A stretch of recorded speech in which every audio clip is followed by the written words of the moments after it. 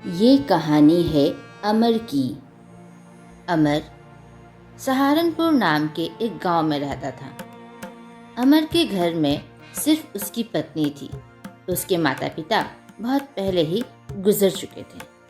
अमर बहुत ही गरीब था, परंतु रिश्तों में वो काफ़ी अमीर था, क्योंकि उसकी धर्म पत्नी रेखा उससे बहुत ही प्रेम करती और उसका सम्मान करती।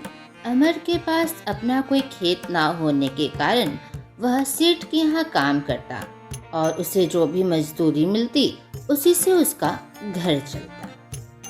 एक दिन की बात है। अमर की पत्नी रेखा अमर से कहती है, जी आप आ गए खेतों पर से काम करके।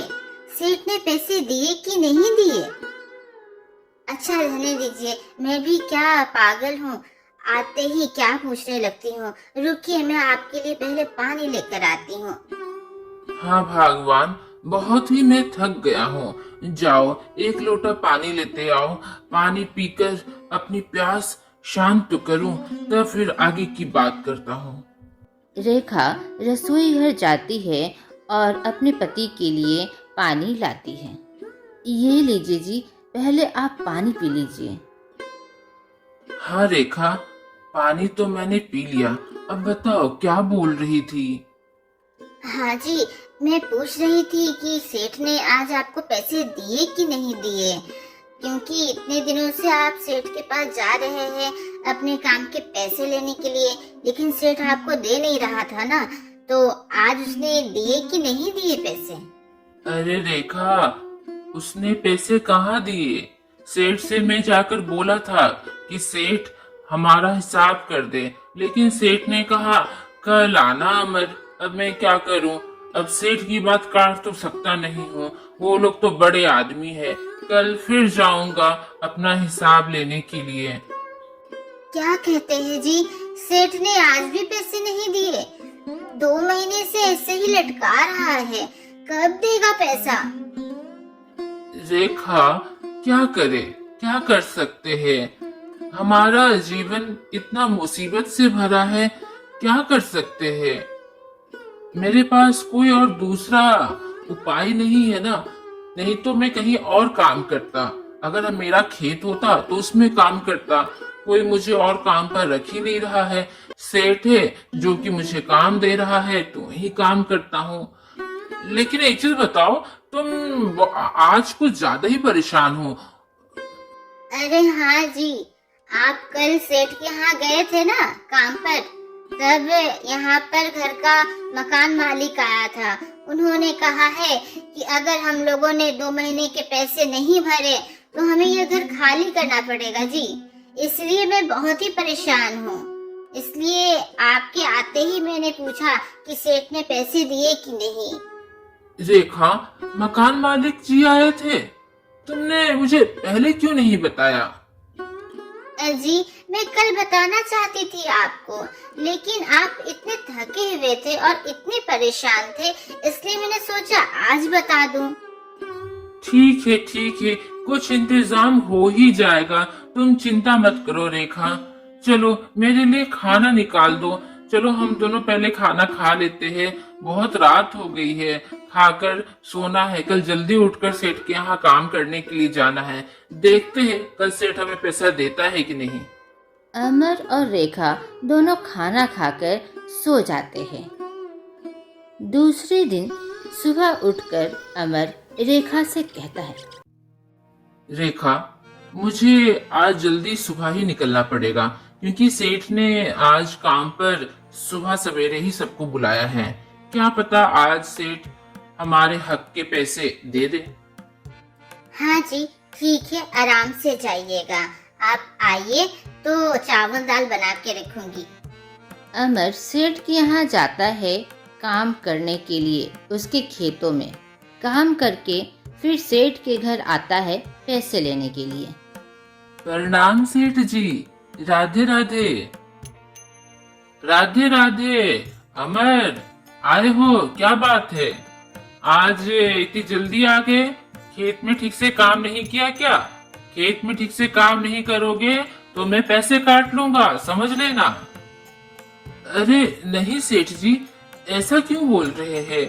मैं तो कितने मन लगाकर और कड़ी मेहनत से आपके खेतों में काम करता हूँ, तभी तो इतने अच्छे फसल होते हैं आपके खेत में। सेठ जी, वो मैं बात करने आया था कि मेरे पैसे मिल जाते तो बहुत ही अच्छा होता। आपने कल कहा था ना कि कल आके वो तुम अपने 2 महीने के पैसे ले लेना। ओह हाँ हाँ, याद आया।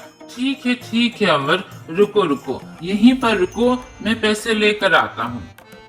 चलो अच्छा है, सेठ अभी मुझे पैसे दे देंगे तो मैं घर का किराया भी दे दूंगा, नहीं तो हमें तो घर से धक्के मार के हमारा मकान मालिक निकाल देता।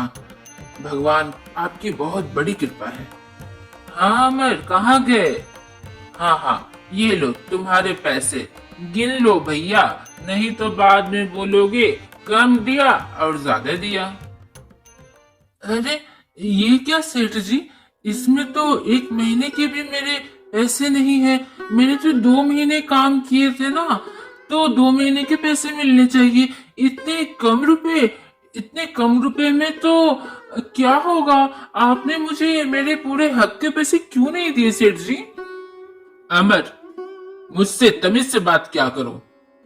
मेरे हक के पैसे, तुम्हारी हिम्मत कैसे हुई इस तरीके से मुझसे बात करने की? तुम्हारी औकात क्या है? तुमने जितना काम किया है उतने ही पैसे तुम्हें मिले हैं। जब आते हो खेत में तो 4 बार तो पानी पीने के लिए जाते हो, फिर खाना खाते हो, उसमें समय नष्ट नहीं होता क्या? सब काट के मैंने तुम्हें पैसे दिए हैं, समझे? बहस मत करो। अरे सेठ जी, ऐसा आप कैसे कह सकते हैं? इंसान है तो पानी पिएगा ना, खाना खाएगा ना, क्या आप नहीं खाते खाना? यह सेठ जी, आपने मेरे साथ ठीक नहीं किया, आपने मेरे साथ धोखा किया है सेठ जी। सुन, 2 कौड़ी के इंसान, गरीब कहीं के, आइंदा से मेरे घर में नजर मत आना और मेरे खेत में दिख मत जाना। अब कल से काम पर आने की जरूरत नहीं, जाओ। अमर थका हारा परेशान होकर वह घर लौट आता है। उसकी पत्नी रेखा जब अपने पति अमर को देखती है तो वह समझ जाती है कि आज कुछ तो बहुत खराब हुआ है। ये लीजिए जी, पहले आप पानी पी लीजिए और थोड़ा सुस्ता लीजिए जी। रेखा, क्या बताऊं आज क्या हुआ? सेठ ने मेरे साथ क्या किया? रेखा, सेठ ने आज मेरा बड़ा ही अपमान किया। उसने मेरे मेहनत के पैसे भी नहीं दिए। देखो कितने कम रुपए दिए हैं, इसमें तो 1 महीने का राशन भी नहीं आएगा और घर का किराया कैसे देंगे? अब क्या होगा रेखा? जी शांत हो जाइए। मुझे बिल्कुल नहीं अच्छा लग रहा है कि आप मेरे सामने इतने कमजोर पड़ रहे हैं। कमजोर तो सब कोई पड़ता है, लेकिन अगर आप ही कमजोर पड़ने लगेंगे तो घर कैसे संभलेगा जी? शांत हो जाइए जी। सुनिए, एक चीज बताना चाहती हूँ। सेठ कौन होता है अपमान करने वाला? उसने जो खरी खोटी आपको सुनाई है, क्या आपको लगता है वो सही इंसान है और उसने जो चीज कहा वो सत्य है? नहीं ना, ये तो आप जानते हैं ना। आप जानते हैं कि उसने जो भी आपके बारे में बोला वो खराब बोला, गलत बोला, तो फिर आपको शर्मिंदा होने की जरूरत क्या है? आप अपना मनोबल क्यों गिराते हैं जी? और उसने आपके हक के पैसे मारे हैं ना, देखिएगा जी, उसके साथ अच्छा नहीं होगा। उसको अपने कर्मों का फल अवश्य मिलेगा जी। आप चिंता मत कीजिए, कुछ ना कुछ हम लोग कर लेंगे। इस मुसीबत से भगवान ही हमें उबारेंगे जी। तभी घर के बाहर घर की मालकिन आती है और कहती है, अमर, रेखा, बाहर आओ। अरे मालकिन जी, आप, अच्छा हुआ आप आ गई। ये लीजिए, अभी तो मेरे पास इतने ही पैसे हैं। मेरे पास वाकई पैसे नहीं है, नहीं तो आपके पूरे पैसे दे देता। अमर भैया, अब बुरा मत मानिएगा। इतने दिनों से मैंने आपको मौका दिया कि आप घर का किराया चुका दे। अगर आपको चुकाना नहीं था तो फिर आखिर मुझसे वक्त क्यों मांगा? और आप दे भी रहे हो तो ये 200 रुपए। आपको पता है ना कि 2 महीने का किराया कितना होता है? आप 200 रुपए मुझे पकड़ा रहे हैं। मालकिन, वाकई हमारे पास पैसे नहीं हैं। अभी मेरे पति को थोड़े से पैसे मिले थे तो वो सारे पैसे आपको ही अभी दिए हैं। इतने ही पैसे मिले हैं, कुछ दिन और मोहलत दीजिए। रेखा बहन, माफ करना, लेकिन अब मैं मोहलत नहीं दे सकती हूँ। आज के आज ही तुम यह घर खाली कर दो। मालकिन, ऐसा ना करें, हम लोग कहाँ जाएंगे? आज की आज कैसे खाली कर दे? मालकिन, थोड़ा सा वक्त दीजिए। अमर भैया, बुरा मत मानिएगा, लेकिन मेरे पापी पेट का सवाल है। कल नया किरायादार आ जाएगा और इसमें रहने लगेगा, इसलिए मैं आपसे विनम्र निवेदन करती हूँ कि आप यह घर आज ही खाली कर दें। थोड़ी देर के बाद रेखा और अमर अपने दिल को समझा लेते हैं और अपना जो भी थोड़ा मोड़ा सामान था वह बांध लेते हैं पोटली में। रेखा, मुझे माफ करना मेरी पत्नी, मैं तुम्हें अच्छा जीवन नहीं दे पा रहा हूँ और अब तो ऊपर छत भी नहीं है। अब मैं तुम्हें कहाँ ले चलूँ? मुझे माफ करना, लेकिन अब हमें लगता है रास्ते पर ही अपना जीवन बिताना पड़ेगा। अजी, आप साथ हैं, बस यही बहुत ही काफी है। कुछ ना कुछ भगवान हमारी मदद जरूर करेंगे जी, मुझे विश्वास है। अमर और रेखा एक रास्ते के किनारे जाकर बैठ गए। रेखा, अब बहुत थक चुके हैं, चलो यहीं पर ही हम लोग आज का दिन गुजार लेते हैं, यहीं पर ही आराम करते हैं। हाँ जी, ठीक है। पोटली में देखती हूँ कहीं कुछ हो खाने पीने के लिए। ध्यान तो नहीं है, लेकिन एक बार खोल कर देखती हूँ। रेखा जब अपना पोटली खोलती है तब अमर कहता है, अरे भगवान, यह बांसुरी तुमने रखी हुई थी? अभी तक तो मुझे लगा कि तुमने फेंक दी है इस बांसुरी को। बजाओ ना एक धुन, तुम तो बहुत ही सुरीला बांसुरी बजाती हो। अजी, खाने के लिए खाना नहीं है, सोने के लिए बिस्तर नहीं है, रहने के लिए घर नहीं है, और आपको मेरी बांसुरी सुननी है? आप मजाक कर रहे हैं क्या? भगवान, अभी हमारे पास जो है उसी का आनंद ले लेते हैं। एक बार अच्छा सा धुन सुनाओ ना। अमर के कहने पर रेखा वह बांसुरी उठाती है और बजाने लगती है।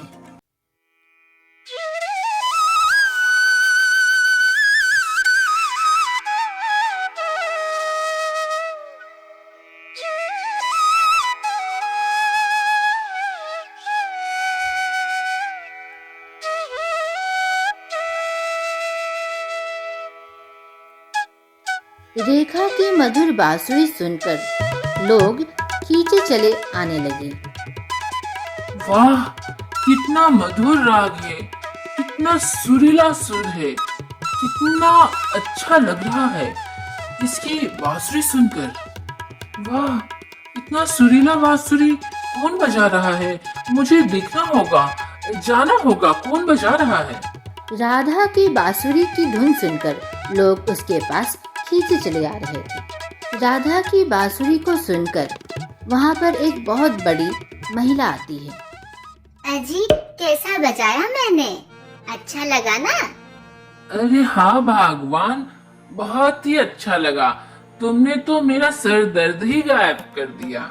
तभी वह अमीर महिला अमर और रेखा से कहती है, सुनिए, एक बात पूछना था।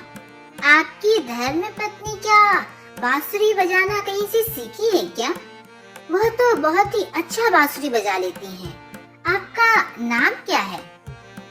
मैडम, मेरा नाम रेखा है और मेरे पति का नाम अमर है। आप दोनों के नाम तो बहुत ही प्यारे हैं। रेखा, आपसे एक चीज पूछना था, क्या आप मेरे कंपनी में काम करेंगी क्या? मेरे कंपनी में बहुत सारे तबला वादक, सितार वादक, बांसुरी बजाने वाले, हारमोनियम बजाने वाले, आर्टिस्ट कलाकार काम करते हैं। क्या आप मेरी कंपनी में काम करना पसंद करेंगी? मैडम, ये आप क्या कह रही हैं? मैं तो बस मामूली सा बजाती हूँ, मुझे तो बस शौक है बजाने का। मैं कोई कलाकार नहीं हूँ मैडम। लगता है आपको कोई गलतफहमी हो गई है। रेखा, मेरी एक कंपनी है जो कि गाने के एल्बम्स बनाती है और मैं हमेशा अच्छे कलाकार को ढूंढा करती हूँ। मैंने तुम्हें देखा तो मुझे लगा कि तुम मेरे कंपनी के लिए बिल्कुल सही हो। लेकिन अगर आप लोग बुरा ना माने तो एक चीज मैं पूछूं, आप लोग सड़क पर क्या कर रहे हैं? रेखा ने सारी बात बताई कि किस तरह से सेठ ने उनको धोखा दिया और पैसे की कमी के कारण उन्हें सड़क पर आना पड़ा। रेखा, चिंता ना करो। अगर तुम मेरी कंपनी में काम करती हो तो हमारी कंपनी तुम्हें एक घर भी देगी और एक बाइक भी देगी। साथ ही साथ में तुम्हें परफॉर्म भी करने का मौका मिलेगा और तुम्हारी सैलरी भी ठीक ठाक ही होगी। तो बताओ, क्या तुम हमारी कंपनी के साथ काम करना चाहोगी? तुम क्या अपनी सुरीली बांसुरी की धुन हमारी कंपनी को देना चाहोगी? मैडम, आपका बहुत ही आभार। आपने तो हमारी मुसीबत दूर कर दी। हम लोगों को बेघर से घर दे दिया और क्या चाहिए, और आपने मुझे काम पर भी रख लिया। इससे बड़ा भगवान का क्या तोहफा हो सकता है मैडम। मैं जरूर से आपकी कंपनी में बांसुरी बजाऊंगी और मेहनत करूंगी और सीखने की और भी कोशिश करूंगी मैडम। रेखा, यह लो कॉन्ट्रैक्ट फॉर्म, इसमें साइन कर दो। रेखा ने उस कॉन्ट्रैक्ट फॉर्म को साइन कर दिया। देखते ही देखते रेखा और अमर एक बहुत ही अच्छे से घर में रहने लगे। भगवान, तुम सही कहती थी कि इस मुसीबत भरा जीवन से हमें भगवान ही उबारेंगे। यह देखो रेखा, हमारा जीवन कैसा था और अब कितना अच्छा हो गया है। रेखा, तुम सही कहती थी। भगवान हम पर बहुत ही कृपा बरसाए हुए हैं। हाँ जी, आप सही कहते हैं। यह सब परमात्मा की कृपा से ही हुआ है। हाँ, एक चीज बताना भूल गई। कल आप आ रहे हैं ना मेरा परफॉर्मेंस देखने के लिए?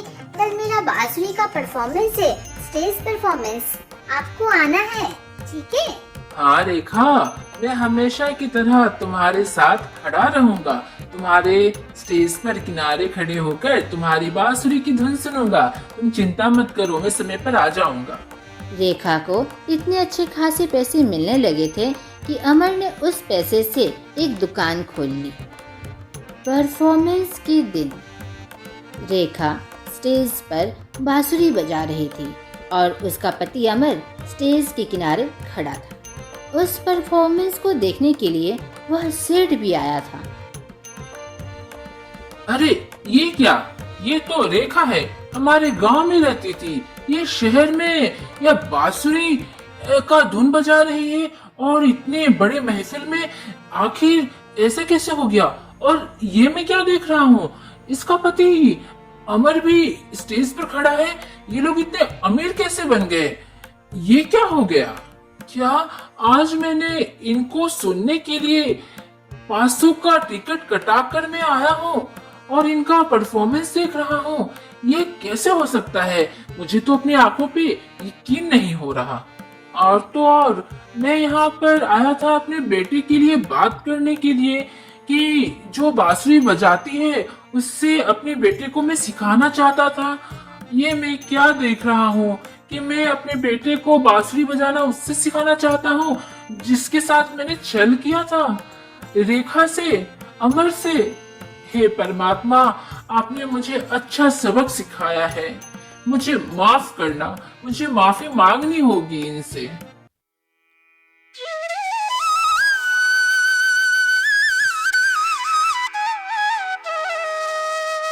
बांसुरी का परफॉर्मेंस होने के बाद वह सेठ रेखा और अमर के पास जाता है और कहता है, अमर भाई, मुझे माफ कर दो। मैंने तुम्हारे साथ छल किया, तुम्हारे हक के पैसे नहीं दिए।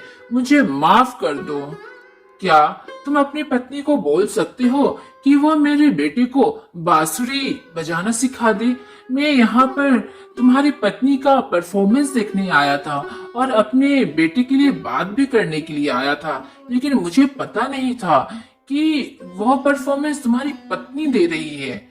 मुझे माफ करना, मुझे अपनी गलती का एहसास हो गया है अमर। सेठ जी, माफी मत मांगिए, आपको पछतावा हो गया अपनी गलती का, बस यह काफी है। रेखा, क्या तुम सेठ के बेटे को बांसुरी बजाना सिखाओगी क्या? हाँ सेठ जी, अवश्य मैं आपके बेटे को बांसुरी बजाना सिखाऊंगी। आपका बेटा शहर में ही है क्या यहाँ पर? हाँ रेखा बहन, मेरा बेटा एक बहुत ही अच्छा बांसुरी बजाने वाला बनना चाहता है, एक बड़ा कलाकार बनना चाहता है। इसलिए मैंने इस शहर में आकर सबसे बड़े कलाकार को ढूंढा और पता चला वो बड़े कलाकार तो आप हो।